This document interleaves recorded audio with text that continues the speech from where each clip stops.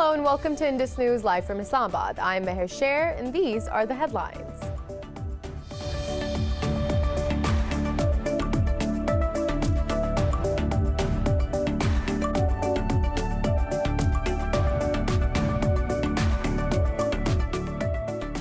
Azad Jammu and Kashmir president says India is planning to strike Pakistan to divert world's attention from its crimes in occupied Kashmir.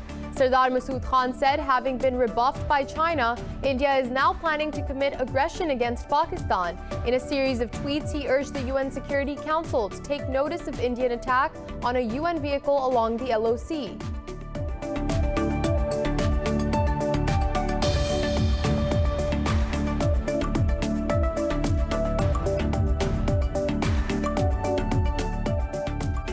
In India, farmers are observing an indefinite relay hunger strike in protest against controversial agriculture laws. They have also decided to halt toll collection on highways in Haryana from December 25th to 27th.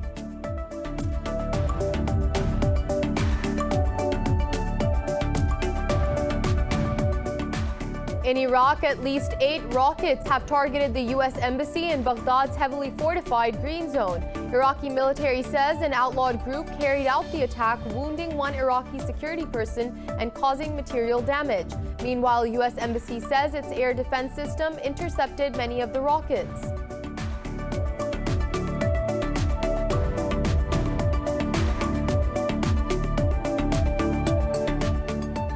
U.S. President Donald Trump's campaign says it has again asked Supreme Court to overturn election results. In a statement, Trump's lawyer, Rudy Giuliani, said the campaign filed a petition seeking reversal of 3 rulings by Pennsylvania State Court.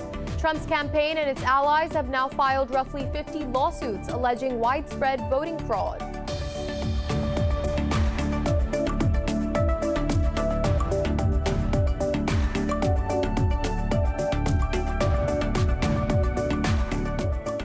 Several countries around the globe have banned traveling to the UK after detection of a new strain of coronavirus.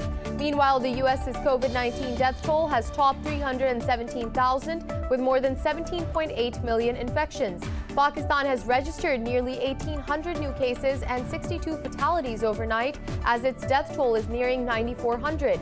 Global death tally from the virus is approaching 1.7 million, while the infection toll has exceeded 76.7 million.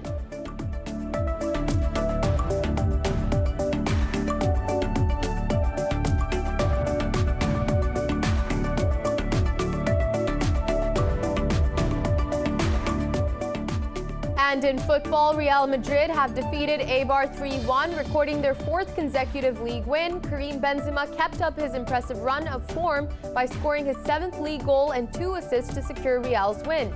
The win moves Real to 2nd place in the Spanish league to level with leaders Atletico Madrid on 29 points.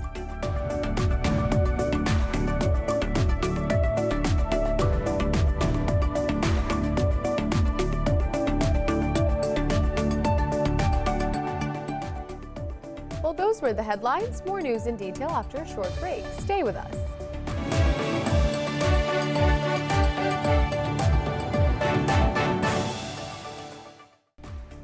Welcome back. And now for the news in more detail. Azad Jammu and Kashmir president says India is planning to strike Pakistan to divert the world's attention from its crimes in occupied Kashmir. Sardar Masood Khan said, having been rebuffed by China, India is now planning to commit aggression against Pakistan. In a series of tweets, the AJK president said the UN Security Council should warn India as its aggression would not be tolerated. He maintained that no power should give a green signal to aggression. Khan also urged the UN Security Council to take notice of Indian attack on a UN vehicle along the line of control. He said the UN observer forces have no freedom to move in the occupied territory.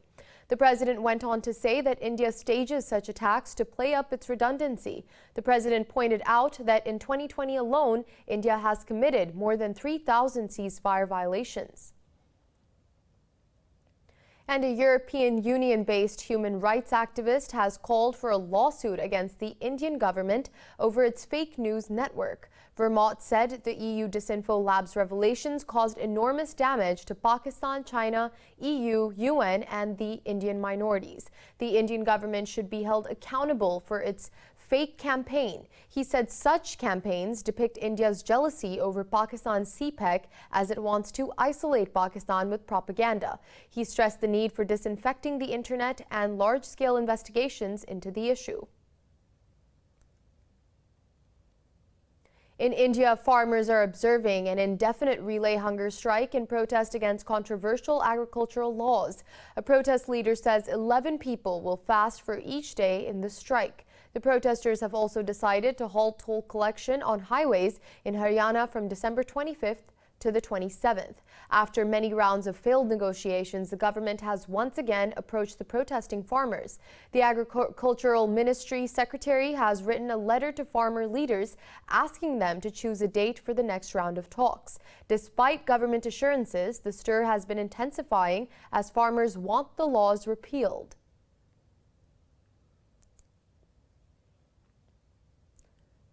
Moving on to Iraq, at least 8 rockets have targeted the U.S. Embassy in Baghdad's heavily fortified green zone. The Iraqi military says an outlawed group carried out the attack. It says 1 security personnel was wounded and there was material damage to the compound. Meanwhile, in a statement, the U.S. Embassy said its air defense system intercepted many of the rockets. It added Washington called on Baghdad to take steps to prevent such attacks and hold accountable those responsible. The strike has sparked fears of renewed unrest as the first anniversary of Qasem Soleimani's death draws near.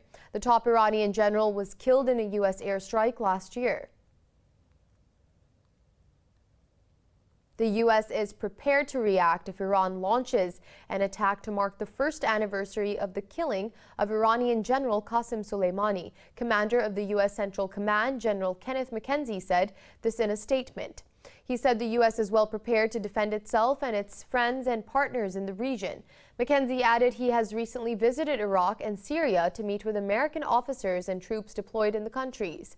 McKenzie is touring the Middle East region weeks before the anniversary of Soleimani's killing by a U.S. drone strike in Iraq. And in the U.S., President Donald Trump's campaign has again asked the Supreme Court to overturn election results. In a statement, Trump's lawyer, Rudy Giuliani, said the campaign sought a reversal of 3 rulings by Pennsylvania State Court. Rudy Giuliani said the filing also sought an order allowing Pennsylvania's legislature to declare Trump the winner. The Trump campaign and its allies have now filed roughly 50 lawsuits alleging widespread voting fraud. The latest long-shot effort comes just weeks before the Congress counts electoral votes on January 6th. Meanwhile, in a turbulent White House meeting, the U.S. president discussed new ways to overturn Biden's victory. Several media reports highlighted that the meeting considered the deployment of military and seizing election machines. In a tweet, Trump denied media reports of martial law as fake news. Senior military officials have ruled out any involvement in efforts to overturn the election results. U.S. lawmakers have called for a strong response to massive cyber attacks on government agencies. The Republicans and Democrats criticized President Donald Trump for downplaying the hack. In an interview, Republican Senator Mitt Romney said Russia acted with impunity. Calling the attacks extraordinarily dangerous, Romney said Trump has a blind spot about Moscow. Top Democrat Mark Warner said Russia came away with a big haul. He said the government was still assessing the damage. Trump has hinted at China's involvement in the breach without offering evidence. Joe Biden's incoming chief of staff, Ron Klain, has vowed that those responsible will face consequences. And several countries have banned travel to the United Kingdom after the detection of a new strain of coronavirus. Meanwhile, the U.S. has surpassed 317,000 COVID-19 deaths with over 17.8 million cases. Globally, there are nearly 1.7 million deaths and 76 million infections. More on the coronavirus in the following report. The mutated strain of coronavirus found in southern England has caused frenzy all over the world. It has also been detected in the Netherlands, Denmark, and Australia. The World Health Organization says it is in close contact with UK officials over the emergence of a new variant, which could be up to 70% more transmissible. Meanwhile, scientists at U.S. Walter Reed Army Institute of Research are working to find out if it responds to vaccines. However, German officials claim the Pfizer-BioNTech Pfizer-BioNTech vaccine will be effective against the new strain. Amid travel bans to the UK, world leaders are setting up guidelines for their citizens stranded in London. La situazione al momento è tranquilla. The situation at the moment is quiet. At this moment, upstairs the doctors are taking swabs from the people on the flight arriving from England. As you know, there are new measures of the Italian Health Ministry, and those who have stayed in the last 14 days in Britain must report it to the relevant territorial health services. Saudi Arabia has temporarily suspended all international passenger flights for a week over fears about the fast-spreading new variant. Meanwhile, over in the Americas, Chile is set to start deploying the Pfizer vaccine as early as next week. U.S. General Gustave Perna, who is in charge of distributing the vaccines, has conceded failure to deliver the initial number of doses promised to states. Meanwhile, congressional leaders have announced an agreement on a $900 billion relief package. More help is on the way. Moments ago, in consultation with our committees, the 4 leaders of the Senate and the House finalized an agreement. There will be another major rescue package for the American people. As our citizens continue battling this coronavirus this holiday season, they will not be fighting alone. We've agreed to a package of nearly $900 billion. It is packed with targeted policies that help struggling Americans who've already waited entirely too long. Over in Asia, South Korea recorded its first highest daily death toll from the coronavirus within 24 hours additional fatalities. India reported over 24,000 new cases and 333 new fatalities as its death toll topped 1.4 million. And now on to Pakistan. 62 people have lost their lives to COVID-19 over the past 24 hours. This takes the country's death toll to over 9,392. Health officials reported 1,792 new infections overnight. Meanwhile, more than 40,000 active COVID-19 cases have been detected in the country. The health ministry says out of over 458,000 countrywide cases, more than 409,000 people have recovered. The ministry said over 204,000 cases have been detected in the Sindh province. The Punjab province has reported nearly 131,000 cases so far. Moving on, the Pakistan Army says one of its soldiers has embraced martyrdom in an exchange of fire with terrorists in southwestern Balochistan province. In a statement, the military's media wing said the shootout occurred during an intelligence-based operation in Avaran district. It said security forces have cleared the area of terrorists. Pakistan's Foreign Minister Shah Mahmood Qureshi says Abu Dhabi will never twist relations with Islamabad on behest of Indian regime. In an interview, the Foreign Minister said Pakistan has excellent ties with the UAE and other countries in the region. He added Pakistan holds a unique importance with Arab countries. He said there is a temporary visa halt which would be addressed after the normalization of the pandemic. And the Japanese government has approved a 9th consecutive rise in the country's military spending. The Ministry of Defense is set to get a record-high budget of $51.7 billion for the year starting in April.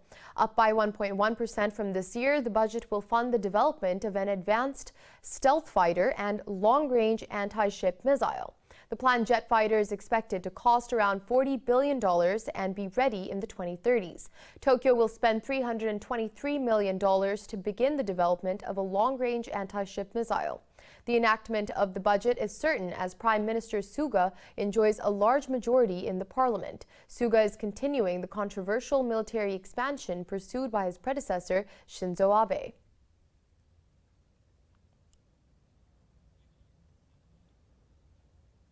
More news after a short break. Stay with us.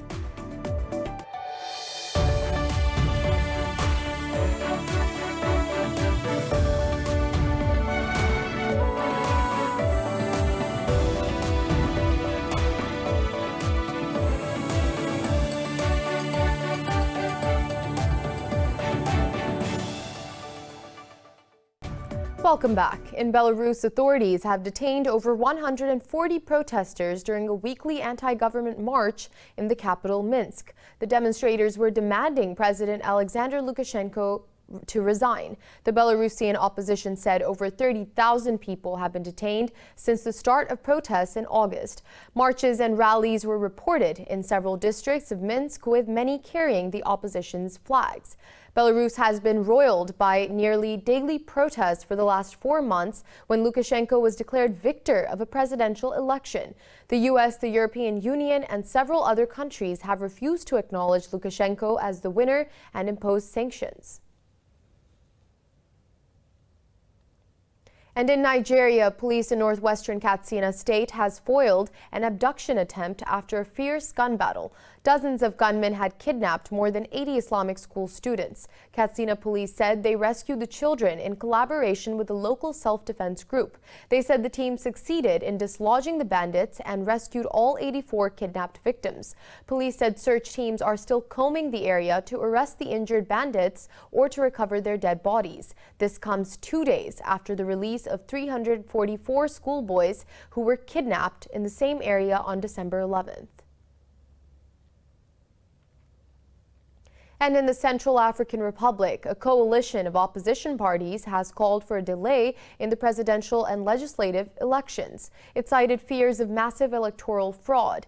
In a statement, the coalition of the Democratic Opposition demanded postponement of polls until peace is restored. Earlier, the government accused the group's former leader and ex-president Francois Bozize of trying to stage a coup. Presidential and legislative elections are due to take place on December 27th.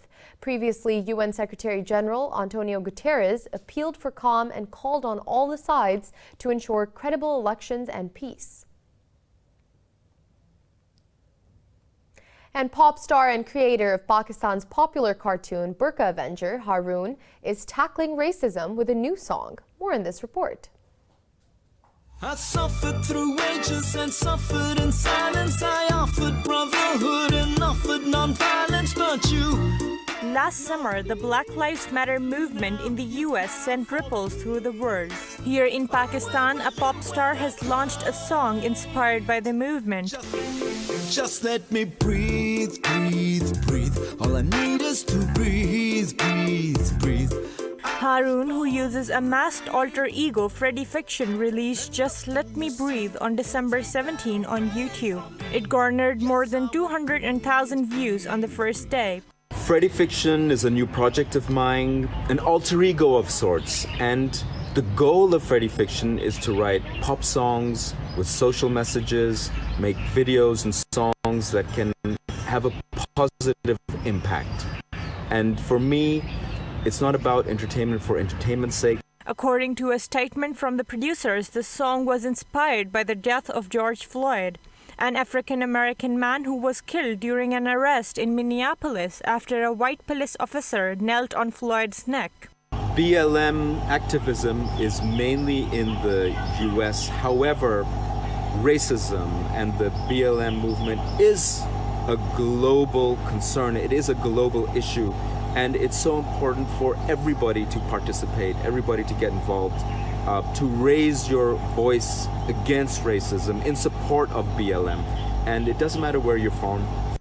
Haroon's animated TV series Burqa Avenger has also been aired in Afghanistan, India, and Indonesia and dubbed in various languages. Through his creation, he seeks to emphasize the importance of girls' education and equality in Pakistan. As the coronavirus pandemic has made people more aware about hygiene, a Japanese startup company has set up hand and smartphone washing stations in the streets of Tokyo to emphasize better hygiene. More in this report. Shoppers wash their hands and sterilize their smartphones in the streets of Tokyo's Posh Ginza district as Water Corp set up 20 of its wash machines near the Posh Ginza stores to prevent the spread of coronavirus. The initiative with the district association aims to encourage shoppers to wash their hands. To be able to wash your hands wherever you are on the city, we thought we had to realize this as soon as possible amid the impact of COVID-19. So we sped up the development. The machines don't require connection to running water and don't use fresh and wastewater tanks. Instead, they recycle the water through a 3-stage process of membrane filtration, chlorine, and deep ultraviolet irradiation. On average, 20 liters of water provides around 500 washes, and the filters should be changed after 2000. The machine also cleans smartphones using 20 to 30 seconds of ultraviolet light exposure. Touching a dirty phone would negate hand wash effort. I use smartphones all the time, but I was not conscious that I don't sterilize it enough. It was good that this machine reminds me that we have to keep smartphones clean. VOTA has now begun shipments within Japan and aims to expand internationally next year. The coronavirus pandemic has limited traditional Christmas celebrations around the world. But in Egypt, a Batman, not Santa Claus, is distributing gifts among children to mark the holiday season. Let's have a look at this superhero.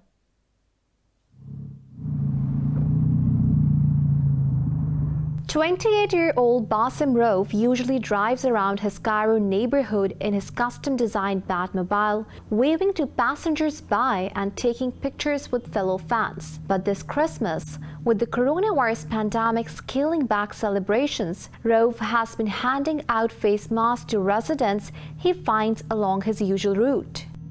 This new year, we do not need Santa Claus. We need a legend, a character known around the world as a hero. We need this character in the street to spread awareness. Gift giving this year should be masks and other materials with the aim of raising awareness. Like many superfans across the world, Rauf had always dreamt of having his own Batmobile to drive around town. He says he often stops to allow others to take pictures of him and his customized vehicle.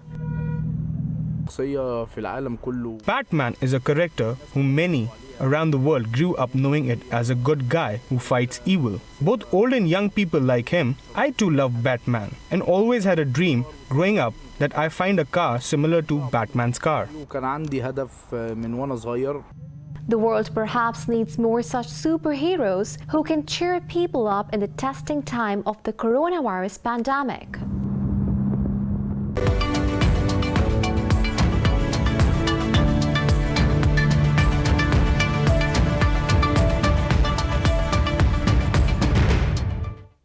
And now moving on to business news, Pakistan says new trade markets are being explored to achieve a $26 billion exports target in the next 3 years. Advisor to Prime Minister on Commerce and Investment, Abdul Razak Dawood, says Africa, North and South America are focal areas. In an interview, Dawood said trade diversification will enhance the economy. He added regional trade through Gwadar will boost connectivity with Central Asian states and Afghanistan. He said the main agenda of the government is to boost exports and create employment opportunities for youth. And moving on, post-Brexit trade talks will resume today after negotiators failed to reach an agreement over the weekend. The EU's chief Brexit negotiator, Michel Barnier, and his British counterpart, David Frost, met in Brussels on Sunday. Barnier wrote on Twitter that talks were in a crucial phase. He said both sides must have the right to control their waters. David McAllister, chairman of the European Parliament's Foreign Affairs Committee, said in a tweet, "The Parliament will not be able to approve an agreement this year as a deal was not reached by the Sunday deadline." Meanwhile, Scottish First Minister Nicola Sturgeon called on Johnson to seek an extension on the transition period. She tweeted that Britain needs to focus on tackling a new coronavirus strain. And Asian shares started week on a sour note as worsening coronavirus outbreaks overshadowed the optimism U.S. stimulus package. Markets fell in Japan, Hong Kong, and South Korea, but rose in Shanghai. Japan's Nikkei 225 index lost over 0.5%, while Hong Kong's Hang Seng declined marginally by 0.2%. South Korea's Kospi declined 0.3%, while Australia's ASX fell 0.2%. However, the Shanghai Composite Index gained 0.6%.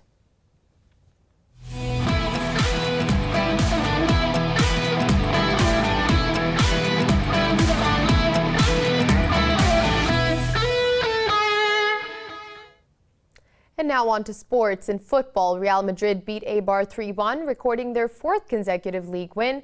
Karim Benzema kept up his impressive run of form with his 7th league goal and 2 assists to secure Real's win. The French forward drove Real into a lead in the 6th minute, calmly netting a chipped pass from Rodrigo. Luka Modric capitalized on the lead in the 13th minute with Benzema beating the defender and cutting the ball back. A Lucas Vazquez goal in stoppage time sealed the win for Zinedine Zidane's side.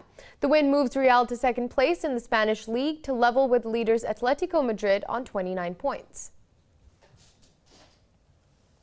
And Russia's 5-time weightlifting world champion Tatiana Kashirina has been temporarily suspended.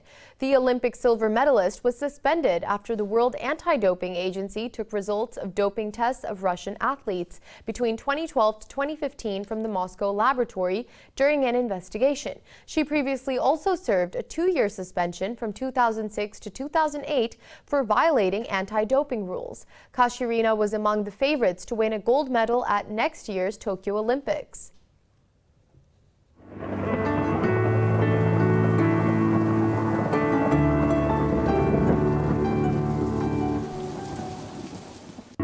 And now it's time to take a look at the latest weather updates from around the world.